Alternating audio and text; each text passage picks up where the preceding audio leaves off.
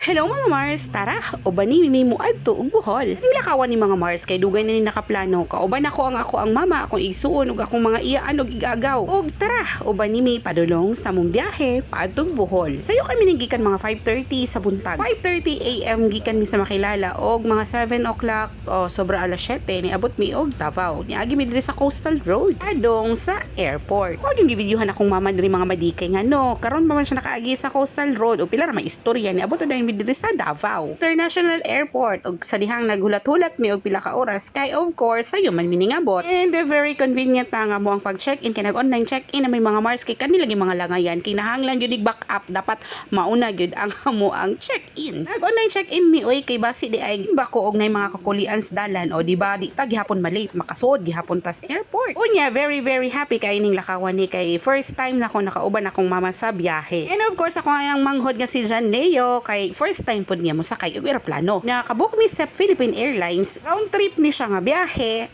worth of 2,500 each ang amo nakuha nga plane ticket. O di ba? Okay na. Ulit ra gihapon na siya nga presyo kay og maulahi ka o maabot ng 3,000 or 3,500 pero katong mga naka swerte gyud og pa-booking na agyo nakakuha gyud sila og 1,000 lang ang ilang ticket. Di ba? Sana all. So ready na kaming papunta sa airplane. Charot. O mulakaw na mi padulong sa airplane para makasakay na gyud og eroplano akong suon. Imagine ang among lakaw kay daghan kami kauban nga mga senior citizens. Kay lagi kauban ako akong mga ante, akong mga iyaan ba, mga igsuon sa ko ang mama kay ang kani nga kanang lakaw kay pagtapok-tapok ni sa mga Kimpan family. O pila ra may istorya no nakasulod na dahil mi sa airplane. O padung na ta dito sa Bohol. Timingan pag yun nga diri mi nakalingkod sa may duol sa sabad o aron makita gyud namo ang kanang mga kalakaran sa sabad. Of course guys, naapoy pa snacks or free snacks si Philippine Airlines. Sa isa ka oras na mga biyahe o nami ka ng in peace with dried mangoes. O ha? O di ba? O pila ra may biyahe o niabot na dayon mi sa Bohol o sa ilahang bag-ong airport. Mo ni akong pasilip sa inyo ha akong mga kuan, mga kataladi.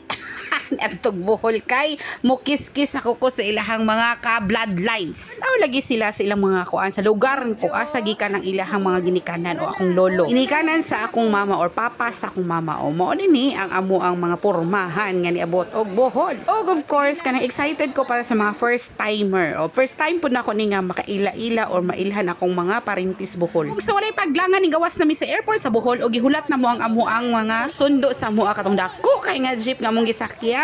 Muingon jud kog dako kay masakto gyud mi mga madi. So dako kay ni siya nga jeep no, sakto ming tanan o pila gud mi kabuo. O jud mo mga pormahan o mga ka-bloodlines na muning tanan kanina nakay diri sa jeep. Gikuha din mi ni atinon na gisundo mi. Bibo ra gyapon kayo ang tanan kay isa man mi kadasukan sa dako kay nga jeep. O pila ra may istorya mga madi. O wa man mi diretso dito sa Sikatuna kay naami itinerary nga amua. Ko akong igsuon og ako ang mga igagaw sa Sido Kimpan nga kanang pamilya. Aw kauban akong mga auntie nga anak ni Presido nga akong lolo Kimpan. Nag-andam mi og kanang itinerary na mo sa first day na mo ni pag-abot sa Bohol. So diretso mi diri sa may Panglao. Kaso nagproblema og nangasuko ang akong mga kauban nga mga senior mga madi. Kay nga naman kapoy ko na daw kay silang baklay kay nga nagbaklay man mi kay naay ka ng road right nga problema ang daan padulong sa amo ang gibuk nga hotel accommodation nga kilid ra gyud sa baybay. Puro na sa around 200 to 250 Thursday nga baklayon o daplins dan og naapoy mga dulhugon o pero okay ra gihapon. So welcome diri sa Onboard Resort diri sa may Panglao. Uy, white sand kayo ang kanang beach bayot. So nagsettle na dayon mi sa mga kwarto nga nakbook no. Nya diretso na dayon mi diri nagtanaw-tanaw mi sa kanang view diri sa baybayon. Dili pa lang na kay hunas man kayo mga madi o dili kayo gwapo pa kayo. Kita nga talan-awon or view diri sa kaning kuan shore. Pero pag abot sa hapon-hapon aw nagsugod na mag-angat ang tubig aw nagbaklay-baklay mi. Kini nga shore mao gud gihapon ni kaning tubigan ni o kaning dagatan ni padulong gid dito sa Bohol Beach Club hangtod dito sa may Alona Beach. Pero diri dili ni siya kaayo kaning crowded nga place o kanang virgin pa siya gamay. Kaysa sa dito napita kay daga na kay mga tao and crowded na. Pina dito sa may Alona. So ang amo ang room diri per night is 5 150 per head. So okay ra. Kaya kani nga mga time na desisyon na may baklay-baklay hangtod jud dito sa may Bohol Beach Club kay para makita ninyo kung unsa or makita namo kung unsa ang naa dito nga mga hotel buildings, unsa ang mga tao nga naa dito nag-book or mga kanang activities nila every night. So kani gini nga mga moments sa amo ang life no kay amo ay gini ulit og taman-taman wala nang uban nga mga senior kay nangatulog ikapoy do sila sa 250 meters nga lakaw kaganina pero kami ay sos diretso pag ni ilis-ilis o go ra ay gisavor gid mo ang moment ani oy ayo na di ba ta kabalik dayon anang nga lugar kay wa ba tayong ani nga mga kagwapo nga mga white sand beaches sa tuwa sa makilala no lagi wa may dagat sa makilala so wala si panahon magkuan ay mag iya ugway panahon nga maghuway pahuway kay ugma muhawa na pud baya mi kay mo diretso na mi padulong sa Sikatuna along the way mo ni amo makita nga mga resort padulong dito ko apil lang di siya sa kanang kuan Bohol Beach Club nga mga kuan resorts mga dagko kay ilang mga building daghan kayo sila og kanang mga guests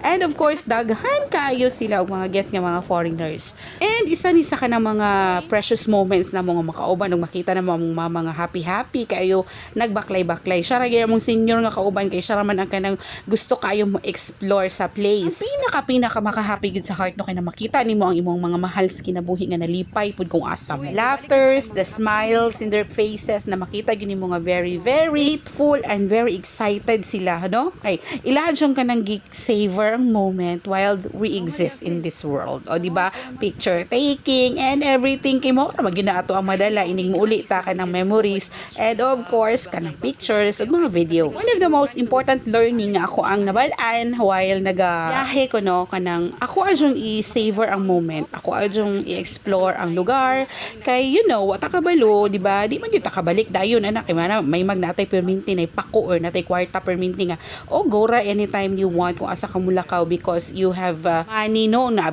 anak kay abilidad o nakay kanang kasarang perminti ba pero kana ganing talagsaon nga mga moment kailangan gyud nimo siya i-explore ngawang nakakadiha nga lugar dito magtulog-tulog oy maglaag-laag ta kay tagsara ta makaabot diha makabalik man pero dili perminti dili kanunay og dili abrupt or pina-abrupt ba no isa ka click lang dayon nimo makaabot na dayon ka diha pero kaning mga inguna ni nga mga moment ato adjuding God sa gadon og experience no you know mga yana ba no so kung makakamo pod makaabot pud sa isa ka lugar i-explore gid na ayaw jud tugtulog dis kwarto because the world is so beautiful para lang matulog pag-abot diha. Mo niya tong day 1 sa tong laag ha ugma na naputay day 2. Bani ko ninyo mo ato tagbalik ka sa island ha.